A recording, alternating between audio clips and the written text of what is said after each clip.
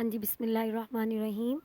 अस्सलाम वालेकुम dear students. Last lecture में जो है वो हमने लिमिट ऑफ अ फंक्शन को डिस्कस किया था और उसके साथ जो है वो उसके थ्योरम्स को देखा था। तो आज हम उन्हीं थ्योरम्स और लिमिट से रिलेटेड जो है वो क्वेश्चन करेंगे एक्सरसाइज 1.3 में। इसका जो पहला क्वेश्चन है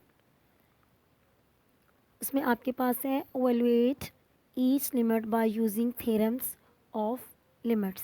ठीक है जी। क्वेश्चन नंबर 1 का जो पहला पार्ट है वो आपके पास, उसको आप बुक में देख सकते हैं। Limit x approaches to 3 2x+4, limit x approaches to 3 2x+4। ठीक है जी। अब थ्योरम्स ऑफ जो है वो लिमिट्स, उनको अपने जहन में रखें। तो आपने इसमें जो पहला थ्योरम डिस्कस किया था तो उसमें हमने देखा था कि लिमिट जो है वो सम ऑफ फंक्शंस पे जो वो डिस्ट्रीब्यूट हो जाती है, यानी कि अगर दो फंक्शंस का ये सम हो रहा है तो लिमिट इन पे अलग-अलग आ जाएगी। Limit x approaches to 3 2x plus limit x approaches to 3 4। ठीक है जी। अब एक हमने और इसमें थ्योरम जो है वो डिस्कस किया था कि अगर कोई स्केलर मल्टीपल है फंक्शन के साथ तो वो लिमिट से बाहर आ जाता है। ठीक है, यानी कि लिमिट अप्लाई करने के बाद जिस जिस जो स्केलर फंक्शन से मल्टीप्लाई हो रहा है उसको आप लिमिट अप्लाई कर लें पहले, उसके बाद आप जो है वो स्केलर से मल्टीप्लाई कर दें तो लिमिट पे कोई फ़र्क नहीं पड़ता। ठीक है, और ये एज इट इज़ रहेगा। कांस्टेंट फंक्शन है, इसकी लिमिट वही आती है, कांस्टेंट आती है। देखते हैं हम। हाँ जी 2। और अब लिमिट एवेलुएट करने का तरीका हमने एग्जांपल में भी देखा था कि क्या है कि जो फंक्शन के अंदर वेरिएबल है, जिसको आपका वेरिएबल अप्रोच कर रहा है, उसकी वेरिएबल की जगह पे आपने वो नंबर पुट कर देना है। ठीक है, तो यहाँ x है तो x की जगह पे 3 आ गया, प्लस कांस्टेंट फंक्शन है, इसमें वेरिएबल है ही नहीं। ठीक है, तो ये constant function as it is आ जाएगा। अब 3 2 ज़ा 6 प्लस 4। ठीक है, दिस इज़ 10। इसका मतलब है कि limit x approaches to 3 2x+4 जो फंक्शन है इसकी लिमिट आपके पास क्या आ गई है 2। ठीक हो गया जी। ये आपका क्वेश्चन नंबर 1 का जो पहला पार्ट है वो सॉल्व हो गया। अब नेक्स्ट आगे चलते हैं। इसी क्वेश्चन का जो 6 पार्ट है इसको देख लें। ठीक है, बाकी भी आपने इसी तरह करने हैं। ठीक है, कि जो इसके लिमिट के जो थ्योरम है उनको आपने जहन में रख के उन्हीं को अप्लाई करते हुए करना है। अब ज़रा ये क्वेश्चन में है तो इसको देख लेते हैं। Limit x approaches to limit x approaches to -2 2x² plus 5x/3x-2। ठीक है जी। क्वेश्चन नंबर जो है ये 1 का 6 पार्ट है। ठीक है, वो क्या है? Limit x approaches to -2, limit x approaches to -2 2x³ plus 5x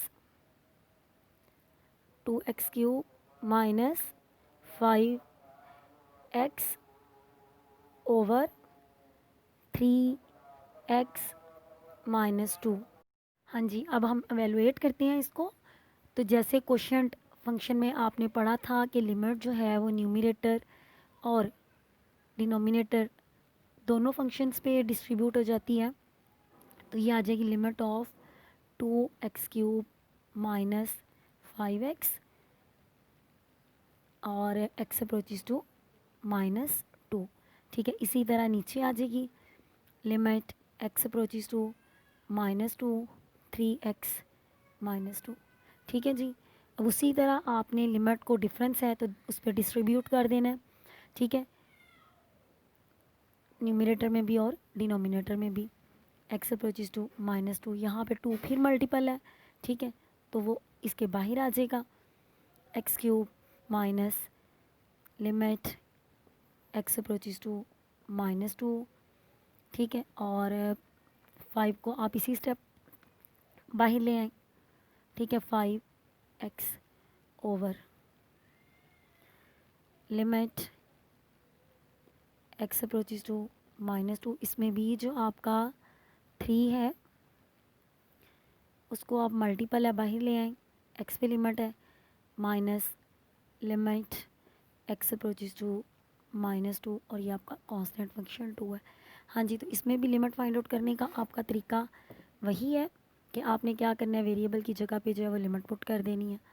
-2 का क्यूब माइनस 5 इंटू -2, ठीक है जी, ओवर 3 इंटू -2 माइनस और कांस्टेंट में लिमिट पुट करेंगे तो वो कांस्टेंट फंक्शन ही रहेगा। इसके बाद नेक्स्ट आपने क्या करना है, आपने इसको सॉल्व कर लेना है। हाँ जी, तो 2 इंटू -2 का जो क्यूब है वो आपके पास -8 आ जाएगा, ठीक है, माइनस माइनस प्लस और 5 2 ज़ा 10, ठीक है, और ये -6 -2, ठीक है जी, और ऊपर आ गया -18 + 10 -8 ओवर -6 -2 -8, तो आपके पास जो लिमिट है दैट इज़ 1, ठीक है जी। आई होप कि इन दो क्वेश्चंस को करने के बाद आप क्वेश्चन नंबर 1 के जो बाकी पार्ट्स हैं उनको कर लेंगे। अब आते हैं क्वेश्चन नंबर 2 की तरफ।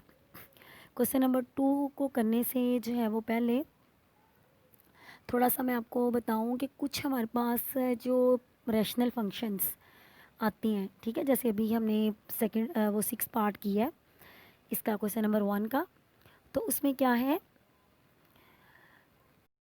हाँ जी, जो हमने अभी ये 6 पार्ट किया है क्वेश्चन नंबर 1 का, तो उसमें आपने देखा है कि आपके पास रैशनल फंक्शन था जिसकी आपने लिमिट एवेलुएट की है, ठीक है।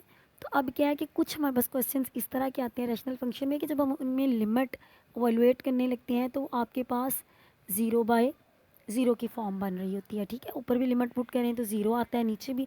तो इस तरह की जो फॉर्म हमारे पास आ रही होती है 0/0 की, उसे हम कहते हैं इनडिटर्मिनेट फॉर्म, ठीक है, उसे हम क्या कहते हैं, इन डिटर्मिनेंट फॉर्म, ठीक है। उस इनडिटर्मिनेंट फॉर्म को एवेलुएट करने के लिए कुछ अलजेब्राइक टेक्निक्स होती हैं जो हम अप्लाई करते हैं, ठीक है, और उसको अप्लाई करने के बाद जो है वो हम अपना जो क्वेश्चन होता है उसकी लिमिट को जो है वो एवेलुएट करते हैं, ठीक है जी। तो देखते हैं क्वेश्चन नंबर 2 का पहला पार्ट ही देखते हैं, ठीक है। क्वेश्चन नंबर 2 जो है वो उसका पहला पार्ट क्या है हमारे पास, limit x approaches to -1 x cube, limit x approaches to -1 x cube minus x over x plus 1।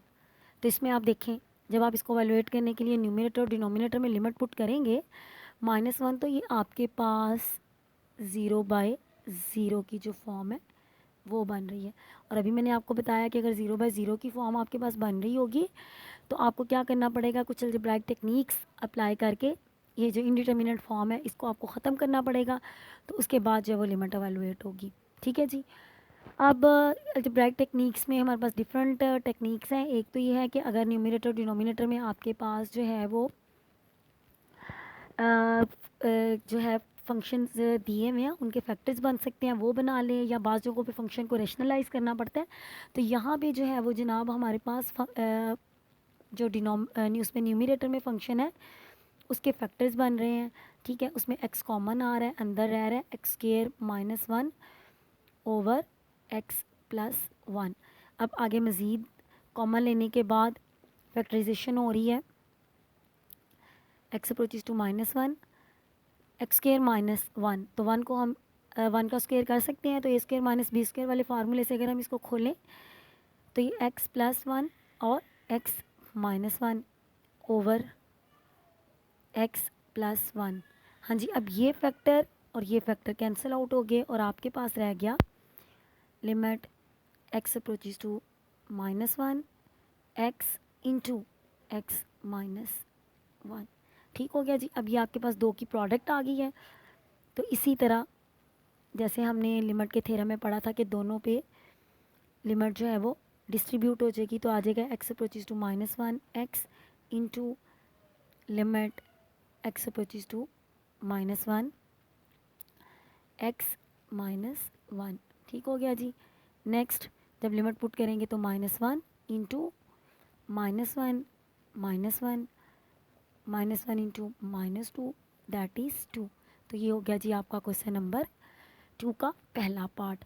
I hope कि अभी जो मैंने आपको टेक्निक्स के बारे में बताया है उसकी हेल्प से एक्सरसाइज 1.3 का जो क्वेश्चन नंबर 2 है इसको आप करने के काबिल हो जाएंगे। अगर आपको इसमें कोई प्रॉब्लम हो तो प्लीज़ आप लोग मुझे जो है वो कांटेक्ट कर सकते हैं। ठीक है, ओके, अल्लाह हाफिज़।